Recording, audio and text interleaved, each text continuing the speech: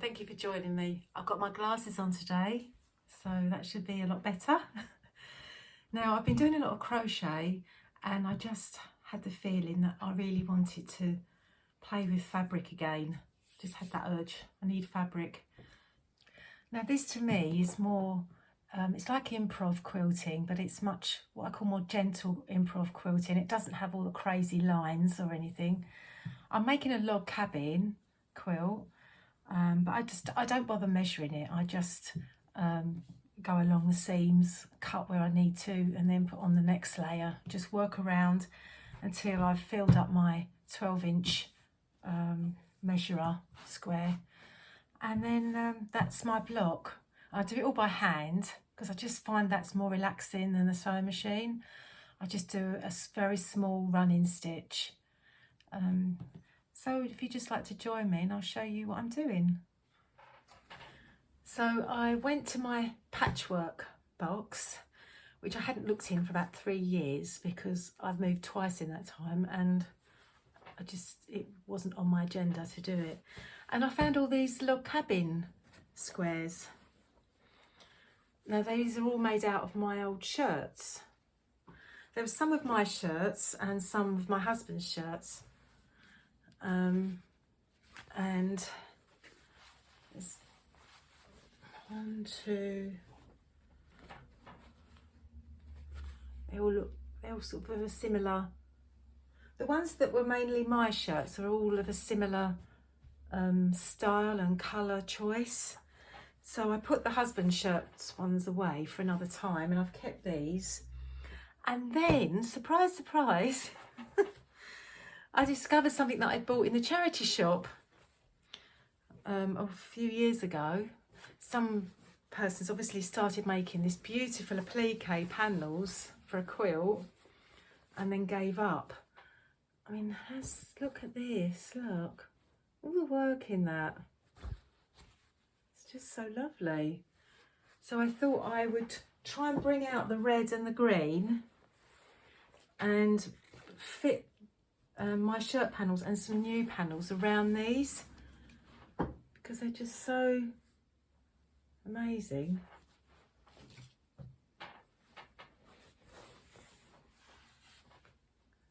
They need a bit of an iron. And then this one is just all red.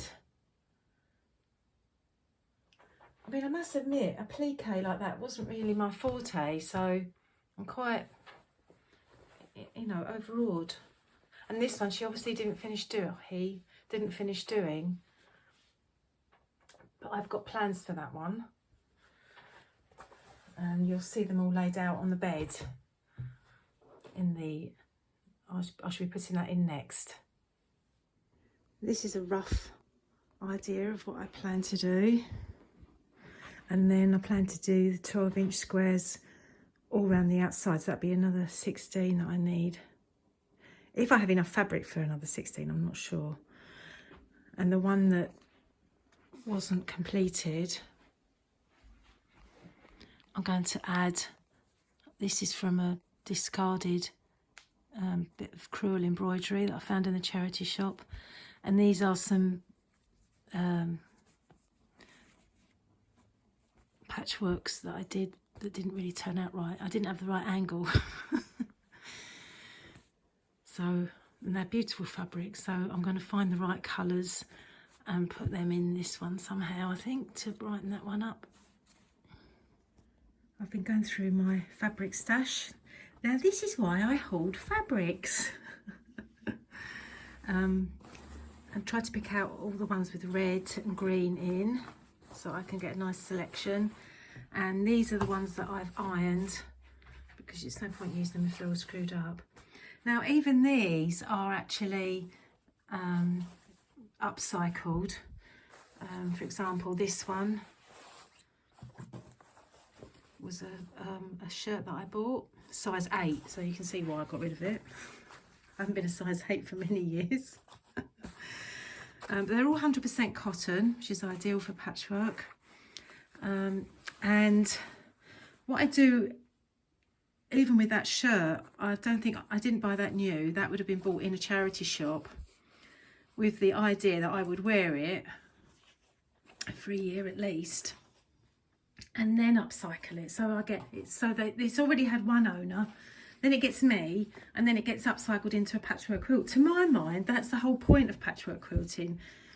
You can buy beautiful fabrics for patchwork, but it seems to be defeating the object of it to me. This was a skirt that I had going from a charity shop, another TM Lewin shirt. These are offcuts from a patchwork project. This is offcuts from an apron that I was making. I was putting the two fabrics together. So it's good to be able to use up some of these fabrics. Oh, this one here was an M&S skirt. This is quite lightweight though, but it's 100% cotton. It's just very fine, like a lawn. So here I've got my starting square. It's actually it's something that I have already pieced, but that doesn't matter. I'm just using it as a scrap, as a square scrap to start with. And I've just cut this strip and I'm sewing it along here. It's my needle. I just do very small running stitch. It's not, well, it's not very small, I suppose. I don't bother pinning it, I just keep an eye on it. I might pin it later on when the bits get bigger.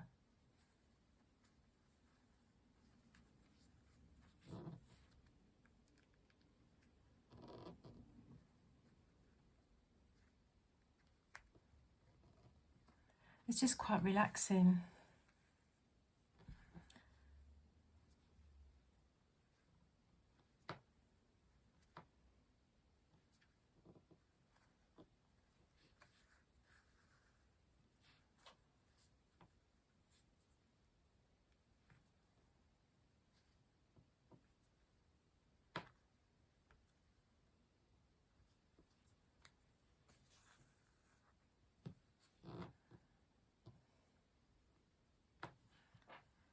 So now I'm just finger pressing that down.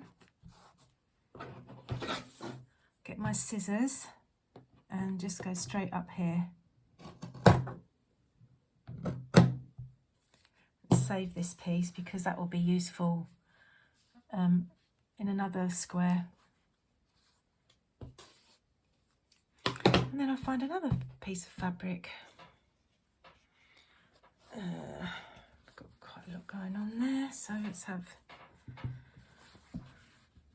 that looks nice, doesn't it? So cut it roughly to size. I don't want to cut too far down, so cut that there. And you can vary the width. You don't have to have the same width every time. Just vary it. Some thin, some fat. Obviously, the fatter you do it, the quicker it goes. If you do really thin stripes, it's going to take a lot longer to sew up. But this time you go across both of them, right sides together.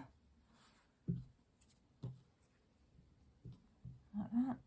I'm going to pin this now because it's getting a bit longer.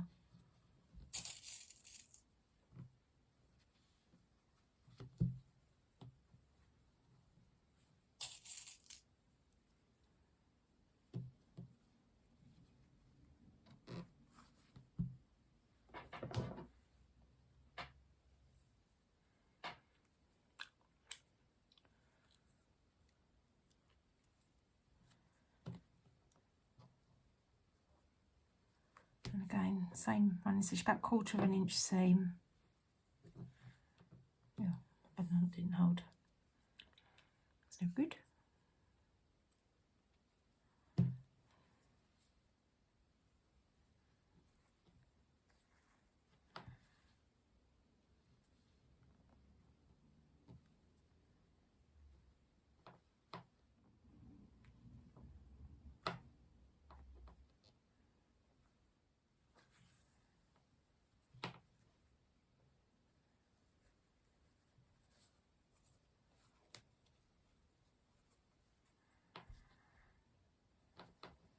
I much prefer to hand sew this than machine, because I find with the machine I end up, has to be so accurate, and that's not really my thing.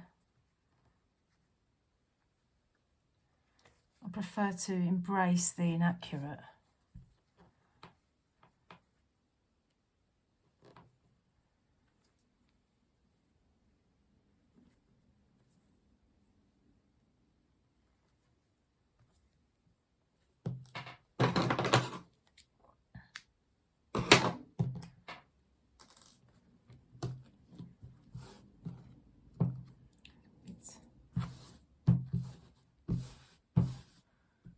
Exercise.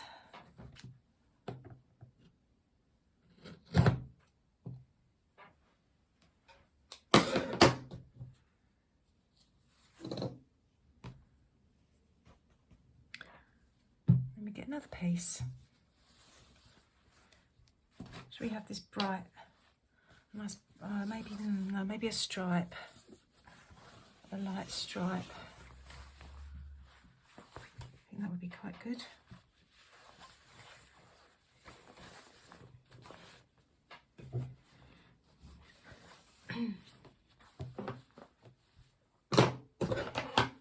I might have this as a fat bit. I quite like it going that way more than the other way.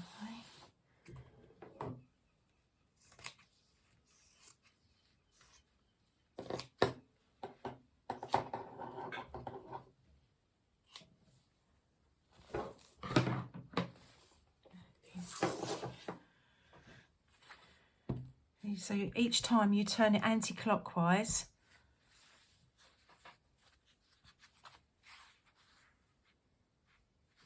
it needs to be straight, so that at least your edge is straight.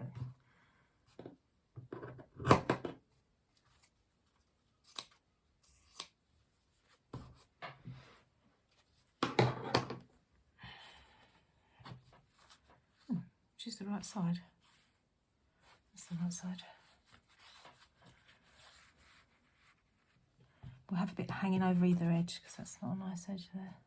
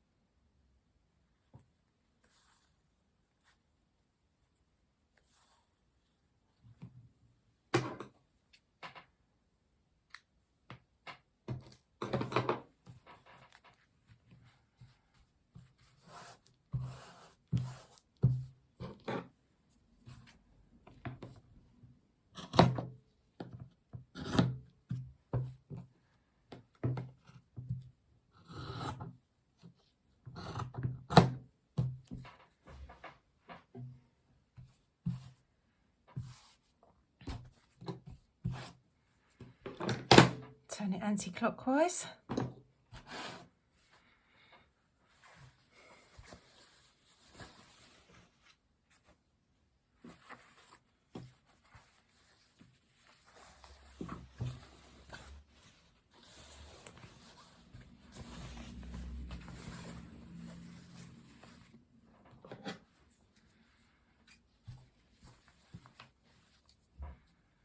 That's roughly there.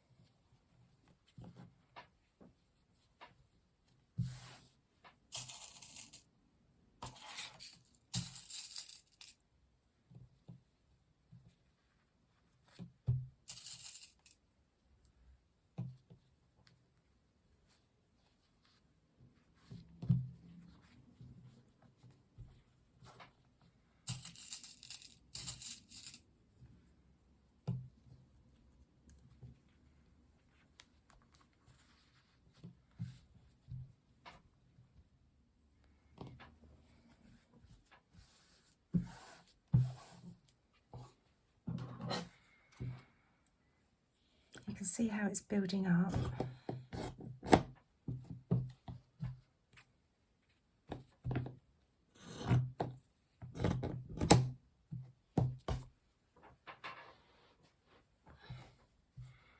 I'm going to neaten this.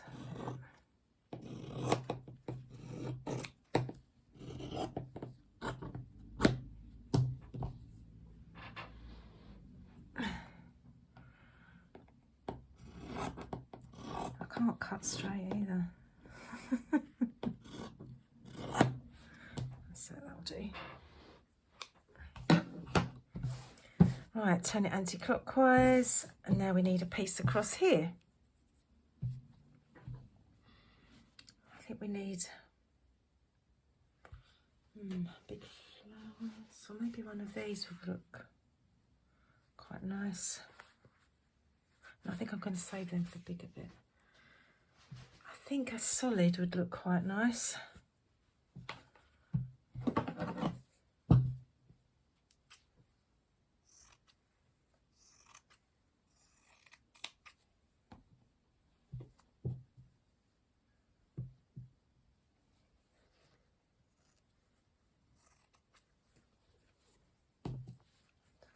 Make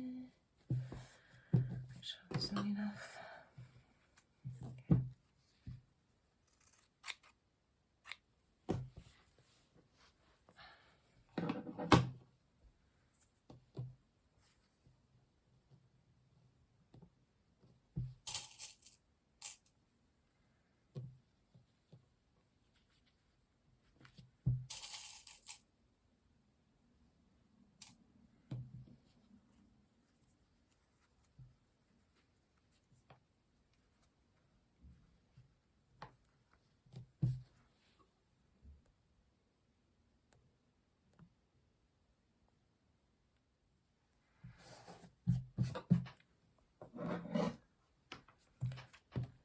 To trim it every time.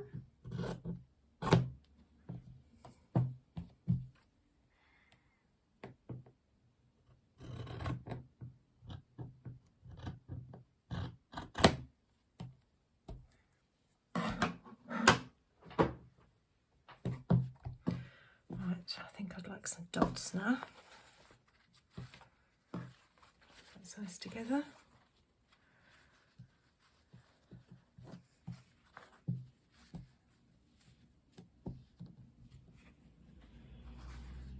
This side straight.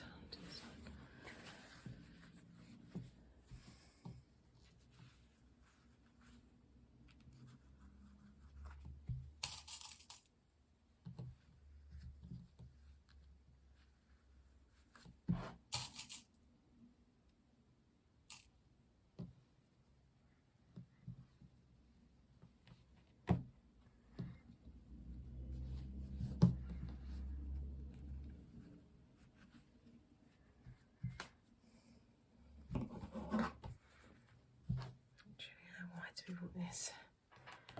Bit there.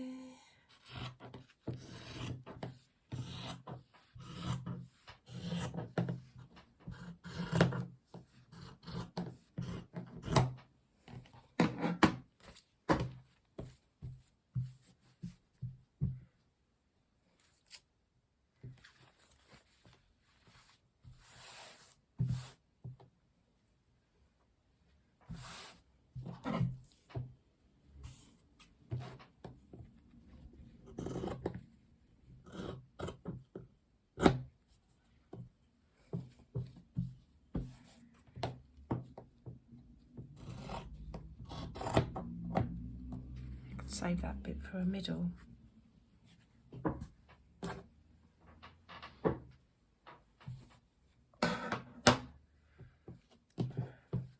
So it's there. Turn it anti-clockwise. I think we need a green now.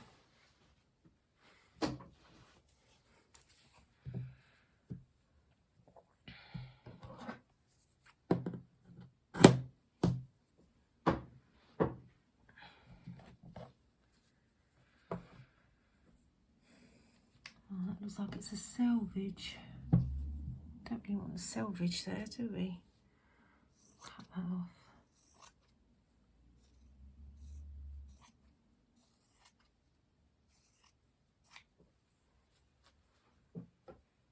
Right. I think we'll have a nice fat one for this one.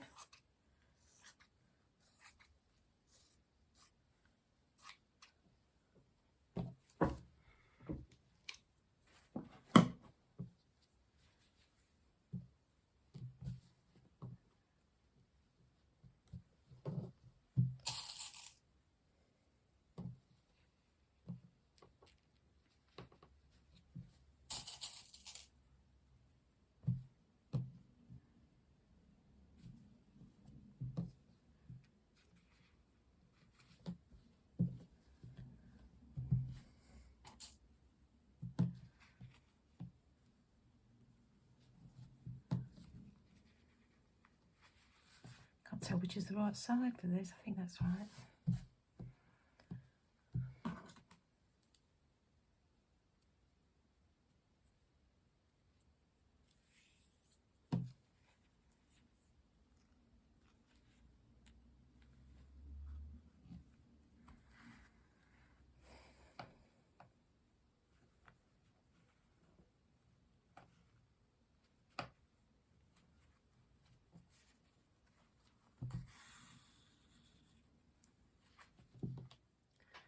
Right, the light's going for filming now, I'm afraid. So I will trim this off and I'll show you the finished square tomorrow, hopefully. Because I'm sure you've got the gist of what I'm doing now. And that will be something nice for tomorrow. So I'll see you tomorrow. Hey, we have daylight again. Here's the square that I finished. Now you can see what it's very useful to have your it's a 12-inch acrylic quilting measure.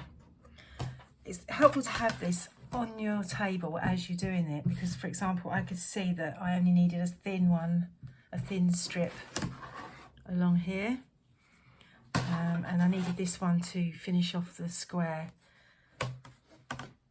It just helps you to know, you know, otherwise you'd keep going forever not realising that you already got your 12 inches. So this is it. I don't know if you can see this, there's still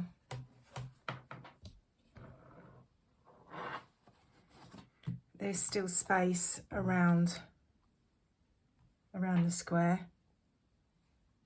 Now I'm not going to trim that, because what I will do eventually is I will quilt the squares separately, because I can't bear it when I have done it before, but you get a whole quilt, a whole load of padding, and you get the top and you get the bottom all going underneath the sewing machine at the same time.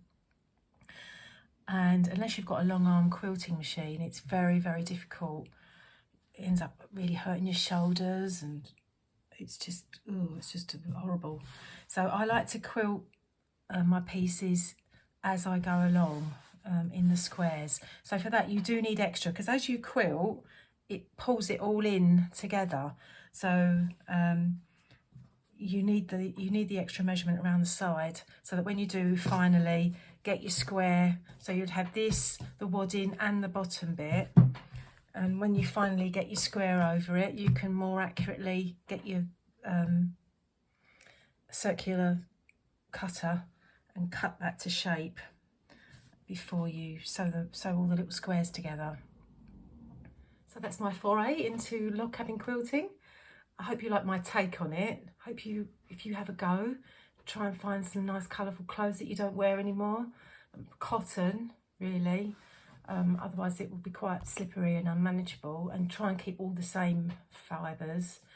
And just have fun with it, and just sit down. And I can't say when I will finish this project, because as you know I hop about between things. As soon as I start quilting it, I will let you know and I'll show you what I'm doing. Okay, bye for now, see you later, bye.